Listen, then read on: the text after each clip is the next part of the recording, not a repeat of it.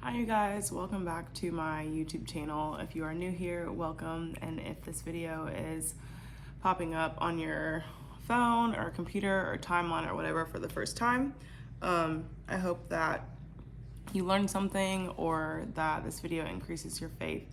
I really have to work on an intro because I don't really like saying like a similar version of the same things each time, but I have just been really busy and really tired, if you cannot tell.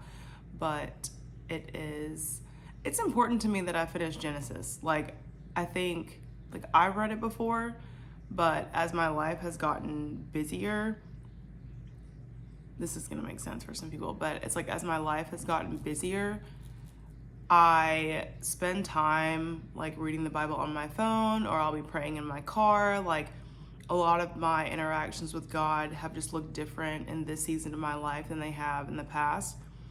And it's just very important for me to find time to sit down and just be still. And that has been something that even when I cut the camera on and like begin to read, like even in like the 2 minutes that I may talk to you guys, I can tell that like my heart and just like my spirit, if you will, is just more relaxed and like calm. I've just been really busy. I've been working a lot. So I'm gonna go ahead and start reading. I'm going to read 25, 26. I think I'm gonna stop at 28. Yeah, so I'm going to try my best to read 25, 26, and 27 of Genesis, which this kind of goes into, not kind of, it's basically about Jacob and Esau, their births, and then kind of like the conflict that was between them. So I'm going to go ahead and start. But I just want to say thank you guys for being here and subscribing if you have. And again, I just hope that my content and just my stories or a testimony, I have hopefully a few of those that I'll be able to post on here about things that are kind of happening right now. Hopefully I'll be able to post them whenever it's finished. So yeah, let's go ahead and start. So we're gonna begin. I'm reading in the NLT Bible. I think I'm gonna cut this light on because, oh, skincare, help me. But yeah, so I'm reading in the NLT Bible, and I'm going to start on chapter 25. Abraham married another wife whose name was Keturah. She gave birth to Zimran, Jokshan, Midian, Ishbak, and Shua. Jokshan was the father of Sheba and Dedan. Dedan's descendants were the Ashurites, Letishites, and Leamites. Totally murdered that last one. Midian's sons were Ephah, Epher, Hanok, Abida, I'm not sure which one, and Eldiah. These were all descendants of Abraham through Keturah. Abraham gave everything he owned to his son Isaac, but before he died, he gave gifts to the sons of his concubines, and sent them off to a land in the east, away from Isaac. Abraham lived for 175 years, and he died at a ripe old age. Having lived a long and satisfying life, he breathed his last and joined his ancestors in death. His sons Isaac and Ishmael buried him in the cave of Machpelah near Mamre, in the field of Ephron, son of Zorah the Hittite. This was the field Abraham had purchased from the Hittites, and where he had buried his wife Sarah. After Abraham's death, God blessed his son Isaac, who settled near Beer Lahai in the Negev. So if you are clicking this video for the first time, I've already read chapters 1 through 24, and the videos are on my channel. But God promised Abraham many descendants, and so this is just another example of him fulfilling that promise to him. Also, you have to think from, or at least I would think from another perspective, that it's interesting and very human, and I guess very like real life, that Abraham gave everything he owned to Isaac, which was the promise, but he did give gifts to his other sons, but then he sent them away, like away from Isaac. I think that's really all I wanted to say about that. So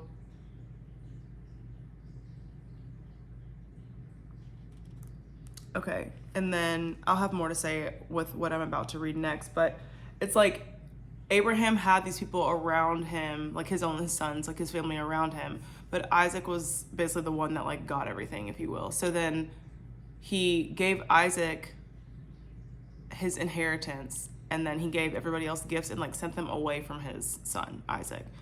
Okay, verse 12. This is the account of the family of Ishmael, the son of Abraham, through Hagar, Sarah's Egyptian servant. So remember, Ishmael is the son that basically they tried to do themselves, if you will. Like Ishmael was the firstborn son, but it was the son from Sarah's servant that was sent away. And okay, you're with me. Okay. Here's a list by their names and clans of Ishmael's descendants. The oldest was Nebaioth, not sure, followed by Kedar, Adbeel, Mibsam, Mishpah, Duma, Massa, Hadad, Tema, Jeter, Napish, and Kedemah. These 12 sons of Ishmael became the founders of 12 tribes named after them, listed according to the places they settled and camped. Ishmael lived for 137 years, then he breathed his last and joined his ancestors in death. Excuse me, you guys. Ishmael's descendants occupied the region from Havilah to Shur, which is east of Egypt in the direction of Asshur, where they lived in open hostility toward all their relatives. I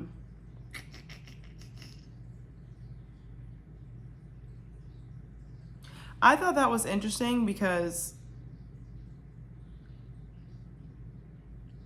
east of Egypt in the direction of Asshur, there they lived in open hostility towards all their relatives. So there was no peace in that area of the world or where they lived or in their family. And that is just what the NLT version says. I know some of the other versions do not say that, but particularly in this version, I thought that was interesting. Okay, verse 19. This is the account of the family of Isaac, the son of Abraham. When Isaac was 40 years old, he married Rebekah, the daughter of Bethuel the Aramean, from Paddan Aram, and the sister of Laban the Aramean. Isaac pleaded with the Lord on behalf of his wife because she was unable to have children. The Lord answered Isaac's prayer, and Rebekah became pregnant with twins. But the two children struggled with each other in her womb. She went to ask the Lord about it. Why is this happening to me? She asked. And the Lord told her, the sons in your womb will become two nations. From the very beginning, the two nations will be rivals. One nation will be stronger than the other, and your older son will serve your younger son. And when the time came to give birth, Rebekah discovered that she did indeed have twins. The first one was very red at birth and covered with thick hair like a fur coat, so they named him Esau. Then the other twin was born with his hand grasping Esau's heel, so they named him Jacob. Isaac was 60 years old when the twins were born. Wow. I just got that. Oh my gosh. Okay, so when Isaac was 40, he married Rebekah. He was 60 when the twins were born. So for 20 years, they had no children. Rebekah, for a certain amount of time, was barren, and Isaac was praying. It says in verse 21, Isaac pleaded with the Lord on behalf of his wife because she was unable to have children. The Lord answered Isaac's prayer, and Rebekah became pregnant with twins. I just caught that. I'm so sorry, you guys. So going further, I guess, back into Isaac's family, right, with Abraham and Sarah. Sarah was also unable to conceive for a while, if you will, because that's why Hagar was kind of in the picture. But instead of them doing it, trying to alter the plans themselves, God blessed them with 2 children, but the 2 children were struggling in the womb, which is what the word just says. Wow, that's a long time. Okay, moving on to verse 20. As the boys grew up, Esau became a skillful hunter. He was an outdoorsman, but Jacob had a quiet temperament, preferring to stay at home. Isaac loved Esau because he enjoyed eating the wild game Esau brought home, but Rebekah loved Jacob. One day when Jacob was cooking some stew, Esau arrived home from the wilderness, exhausted and hungry. Esau said to Jacob, "I'm starved. Give me some of that red stew." This is how Esau got his other name Edom, which means red. So his first name, I forgot to mention this a few minutes ago. His first name, Esau, means hair, and Edom means red. Verse 31, "All right," Jacob replied, "but trade me your rights as the firstborn son." "Look, I'm dying of starvation," said Esau. "What good is my birthright to me now?" But Jacob said, "First you must swear that your birthright is mine." So Esau swore an oath, thereby selling all his rights as the firstborn to his brother Jacob. Then Jacob gave Esau some bread and lentil stew. Esau ate the meal, then got up and left. He showed contempt for his rights as the firstborn. Okay, so I have previously listened, I cannot remember who, I'm trying to find something.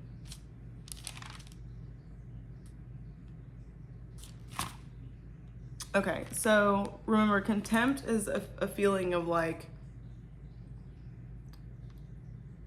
you're above somebody, or like for this particular example where it says he showed contempt for his rights as the firstborn, like he was, whatever rights he had as a firstborn, he may have thought that he was like above those, like above that, like who cares, like basically he didn't care about it, I guess.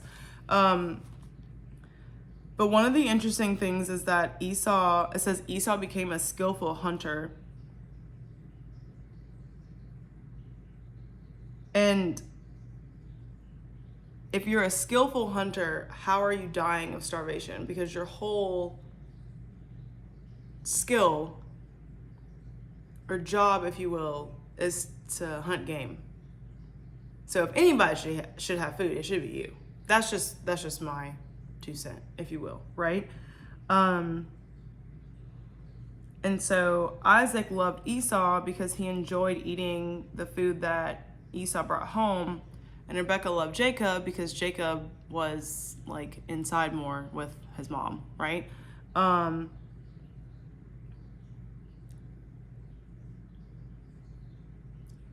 So I forget which sermon that I was listening to this story again, and it kind of brought up some other points, and it was just talking about how, I want to word this right. Like Esau was, later on, I guess, well, okay, I'll just say it. So Jacob, his name means deceiver. Sorry, I'm exhausted, you guys. His name means deceiver. So it fulfills what God spoke to Rebekah, but also Esau basically traded in his birthright for instant gratification because he was that hungry. So maybe spend some time with the Lord on that, because I'm really not explaining it the way that I heard it in that sermon. But it's like Jacob got, I guess in a way, like what he wanted by like, did he really deceive him? I guess in a way. Anyway, moving on, because it gets juicier as we continue. All right. Chapter 26, and I'm gonna drink a sip of coffee because that is where we're at. This is literally my life. Okay. Chapter 26, a severe famine now struck the land, and it happened before Abraham's time, as had happened before Abraham's time. So Isaac moved to Gerar, where Abimelech, king of the Philistines, lived. The Lord appeared to Isaac and said, "Do not go down to Egypt, but do as I tell you. Live here as a foreigner in this land, and I will be with you and bless you. I hereby confirm that I will give all these lands to you and your descendants, just as I solemnly promised Abraham your father. I will cause your descendants to become as numerous as the stars of the sky, and I will give them all these lands. And through your descendants, all the nations of the earth will be blessed. I will do this because Abraham listened to me and obeyed all my requirements, commands, decrees, and instructions." So Isaac stayed in Gerar. Okay, I just want to pause for a second. So a severe famine has struck where Isaac is living. So Isaac moved to Gerar, and the Lord appeared to Isaac and was like, "Don't go down to Egypt." So obviously, whether he was either thinking about moving or just God was like, "Hey, like, you're good, stay here," even though they're going through this like famine and it doesn't look like a place where they should stay, God's like, "Hey, no, like, stay here and like you'll be good." Another thing that I really wanted to highlight here is in verse 5, because Abraham is now deceased. So God speaks to Isaac and he says, "I will do this because Abraham listened to me and obeyed all my requirements, commands, decrees, and instructions." So because of Abraham's obedience, even though he's gone, even though he is dead, it is still helping his bloodline. It's still helping his kids in the future. That just is very, it's a good reminder for us, I think, that our obedience matters. I know I've said that before. What we do matters. Like, our faith in God matters. And it's not just about us. It's not just about, the people that we see in front of us necessarily. It can be about people that we're going to meet later in life or even generations after us. So I just kind of wanted to spend a little bit of time on that. Verse 7, when the men who lived there asked Isaac about his wife Rebekah, he said, "She is my sister." He was afraid to say, "She is my wife." He thought, "They will kill me to get her because she is so beautiful." But sometime later, Abimelech, the king of the Philistines, looked out his window and saw Isaac caressing Rebekah. Immediately, Abimelech called for Isaac and exclaimed, "She's obviously your wife. Why did you say she's my sister?" "Because I was afraid someone would kill me to get her from me," Isaac replied. "How could you do this to us?" Abimelech exclaimed. "One of my people might have easily taken your wife and slept with her, and you would have made us guilty of great sin." Then Abimelech issued a public proclamation: "Anyone who touches this man or his wife will be put to death."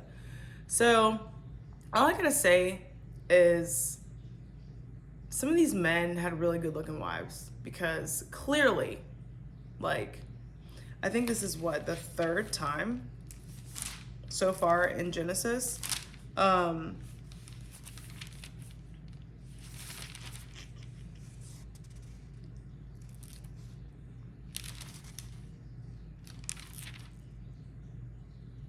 Because Abraham deceived Abimelech in chapter 20, and now his son did also. And there was another time, I think it was when he was in Egypt, when Abraham was in Egypt. And I'm pretty sure, I'm trying to find something.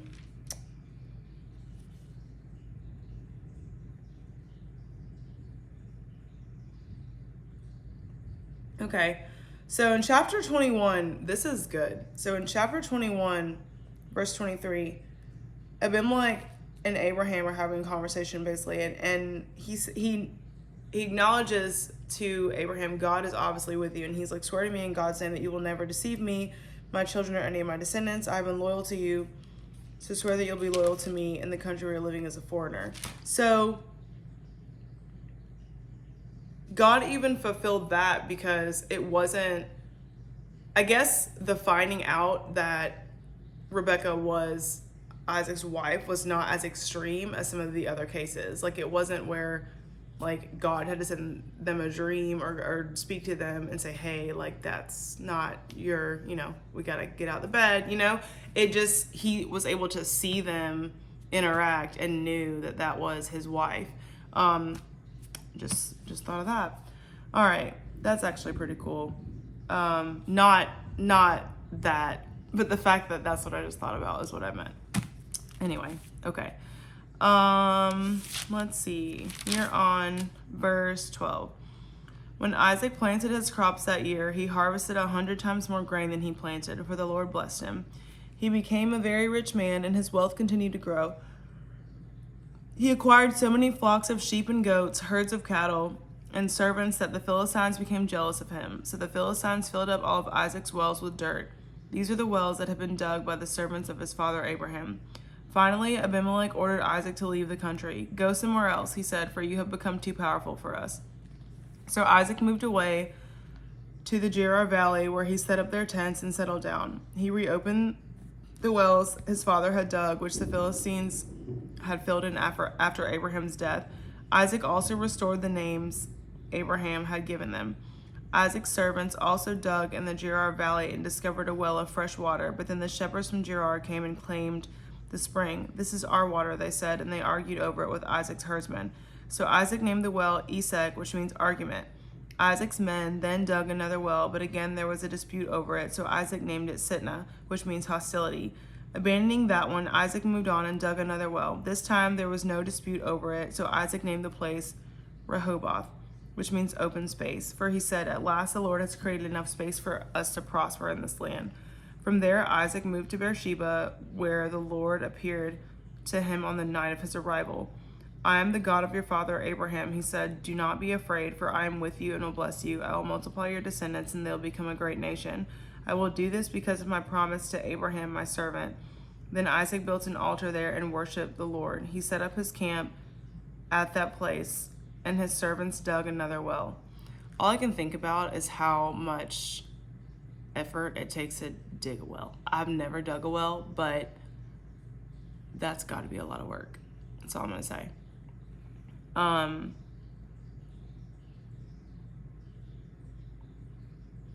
Conflict over water rights is the headline of this, which is kind of interesting because you have to think God is trying to put them in a place where they're able to prosper, and as their families and like the people grow, if they're already arguing over water, they wouldn't be able to stay there anyway.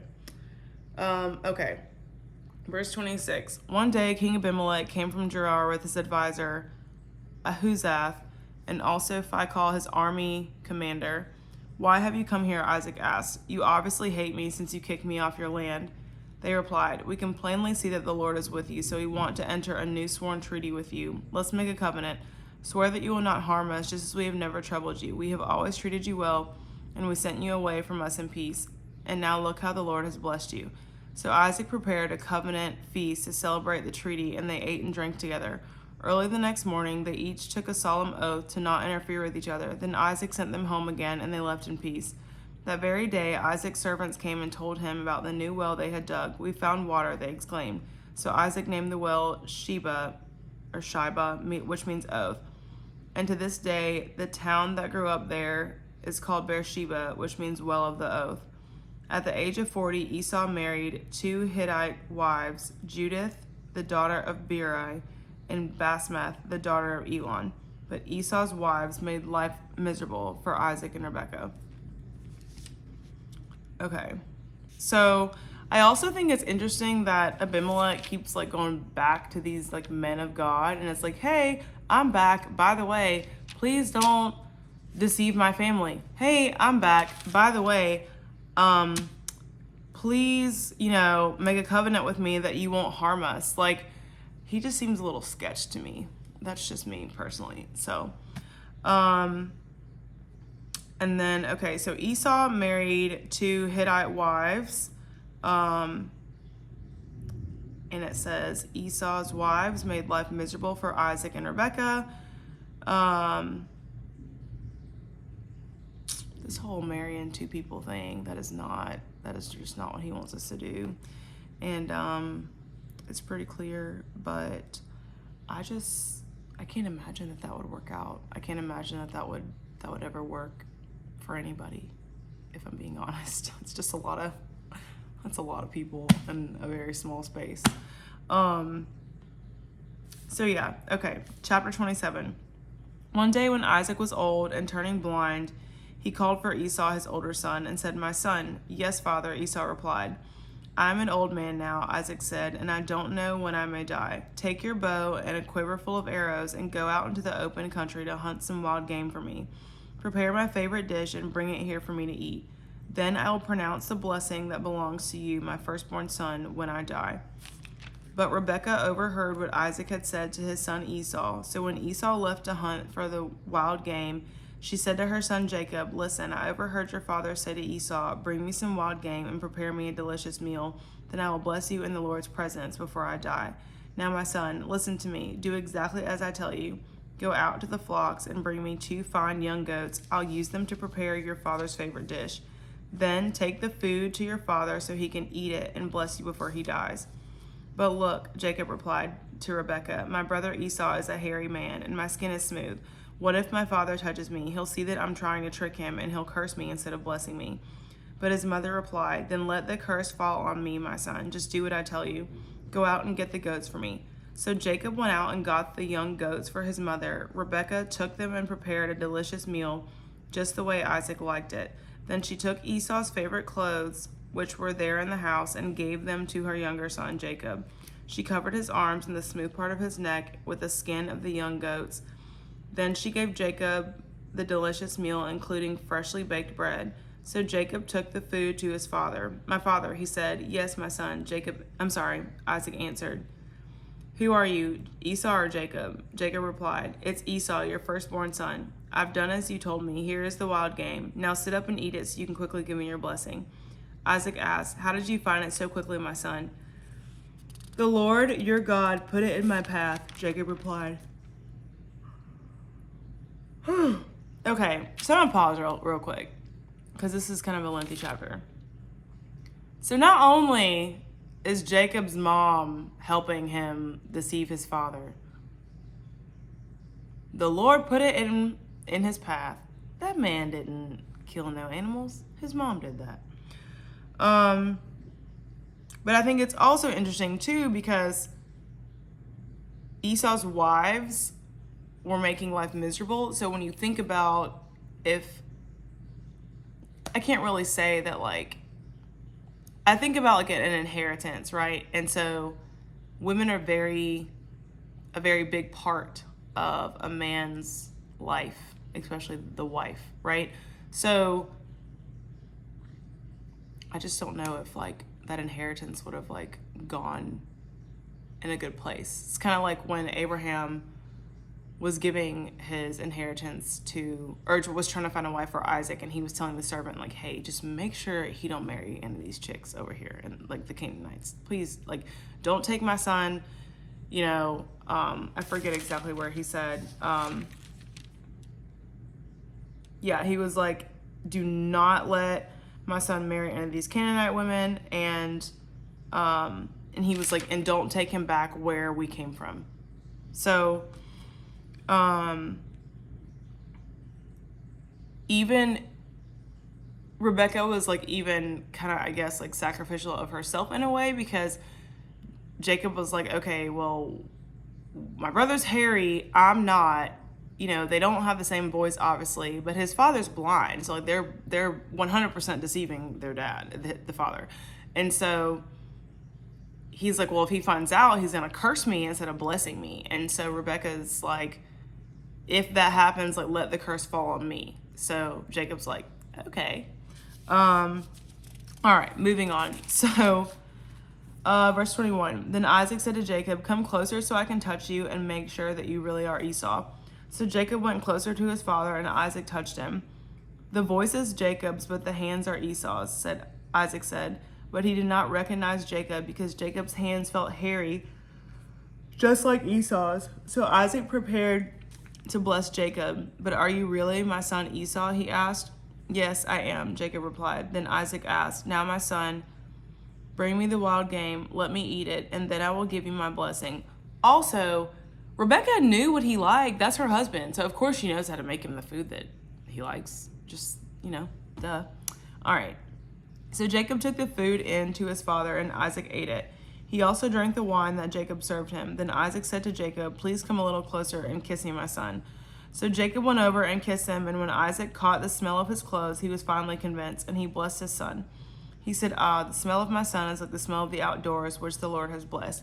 Remember, he has on Esau's clothes. So all this is happening while Esau is out hunting, right? Okay. Verse 28, from the dew of heaven and the richness of the earth, may God always give you abundant harvest of grain and bountiful new wine. May many nations become your servants, and may they bow down to you. May you be the master over your brothers, and may your mother's sons bow down to you. All who curse you will be cursed, and all who bless you will be blessed. So this is what God told Rebekah when these babies were in her womb. Like it's happening, right? Verse 30, as soon as Isaac had finished blessing Jacob, and almost before Jacob had left his father, Esau returned from his hunt. Esau prepared a delicious meal and brought it to his father. Then he said, "Sit up, my father, and eat my wild game so you can give me your blessing." But Isaac asked him, "Who are you?" Esau replied, "It's your son, your firstborn son Esau." Isaac began to tremble uncontrollably and said, "Then who just served me wild game? I have already eaten it, and I blessed him just before you came. And yes, that blessing must stand." When Esau heard his father's words, he let out a loud and bitter cry. "Oh, my father, what about me? Bless me too," he begged. But Isaac said, "Your brother was here, and he tricked me. He has taken away your blessing." Esau exclaimed, "No wonder his name is Jacob, for now he has cheated me twice. First he took my rights as the firstborn, and now he has stolen my blessing. Oh, haven't you even saved one blessing for me?" Isaac said to Esau, "I have made Jacob your master, and I have declared that all his brothers will be his servants. I have guaranteed him an abundance of grain and wine. What's left for me to give you, my son?" Esau pleaded, But do you have only one blessing? Oh, my father, bless me too." Then Esau broke down and wept. Finally, his father Isaac said to him, "You will live away from the richness of the earth and away from the dew of the heaven above. You will live by your sword, and you will serve your brother. But when you decide to break free, you will shake his yoke from your neck." From that time on, Esau hated Jacob because their father had given Jacob the blessing, and Esau began to scheme. "I will soon be mourning my father's death. Then I will kill my brother Jacob." But Rebekah heard about Esau's plan, so she sent for Jacob and told him, "Listen, Esau is consoling himself by plotting to kill you. So listen carefully, my son. Get ready and flee to my brother Laban in Haran. Stay there with him until your brother cools off. When he calms down and forgets what you have done to him, I will send for you to come back. Why should I lose both of you in one day?" Then Rebekah said to Isaac, "I'm sick and tired of these local Hittite women. I would rather die than see Jacob marry one of them." All right. So, loaded little section here. Sure is. So, there's a lot happening here. There's a lot of not really good things happening here. There's a lot of really messed up things happening here, but this is just what's in scripture, and this is reality. So, Esau is so mad and so frustrated with Jacob that emotionally, the emotions that he feels for his brother and his brother deceiving him twice now, it's causing him in his mind to think of ways to kill his brother after his father dies. So I'm really going to try my best to make all of this make sense. So I guess what I want to explain. So Rebekah, the mother, is like, "I'm really sick of these Hittite women," because remember, Esau has 2 wives, and I'm assuming they're not, I'm assuming they're not believers, right? Like, they're not upright in the heart. So you have to think Esau's going home, and he's probably venting about the things he's going through, whatever. And so instead of them probably giving him positive feedback, positive thoughts, it's not really about positive or negative, I guess, but instead of encouraging him to do the right thing, he's now thinking of ways to kill his brother.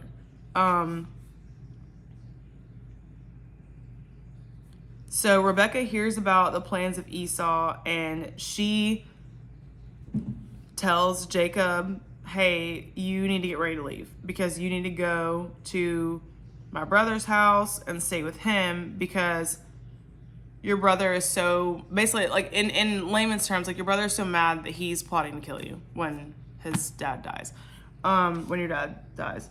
So it also kind of reminds me of like the very, very beginning of Genesis, about Cain and Abel, because the Lord asked Cain, like, why are you so angry? Like, if you do the right thing, like, you'll be accepted. And like, in the grand scheme of things, this might be a little bit of my opinion, but like a whiny man is not attractive to me. I think that is just like, I'm not saying men don't have feelings. I'm not saying men don't cry. I'm not saying it that they don't have feelings, but like the whining part, and I'm so sorry if this offends anybody, but how it's just written, it's like, oh, my father, what about me? Bless me too. He begged. Like, it's just, I don't know. That I think is just a different type of man, if you will. And so it's just very similar to the Cain and Abel story. And as you can see, like in ways, maybe not exactly verbatim, maybe not 100%, but in ways like history is repeating itself. Like some of these scenarios in this family or in the beginning of creation and just humans in general in Genesis, like some of these patterns are repeating. And so, yeah, that is the end of chapter 27. I am going to go ahead and stop this now because the next part is about Jacob fleeing, and it's just more about Jacob and just all the stuff that he kind of goes through. I'm trying to like, okay, so Jacob, Esau, Joseph. Yeah, it gets, I'm not gonna lie, it does get juicy. Like Genesis is really good, but it gets a little crazy. So, yeah, I'm not sure how I'm gonna break up the next couple of like chapters. I think I'm like halfway done. I don't know. We're on chapter 28. I think there's 48 chapters in Genesis. Nope, there's 50. Okay, so there's 50 chapters. So we're on 28, so we're a little over half. So if you've made it to the end of this video, thank you so much, and I hope that this was helpful for you, and I'll see you guys next time. Bye.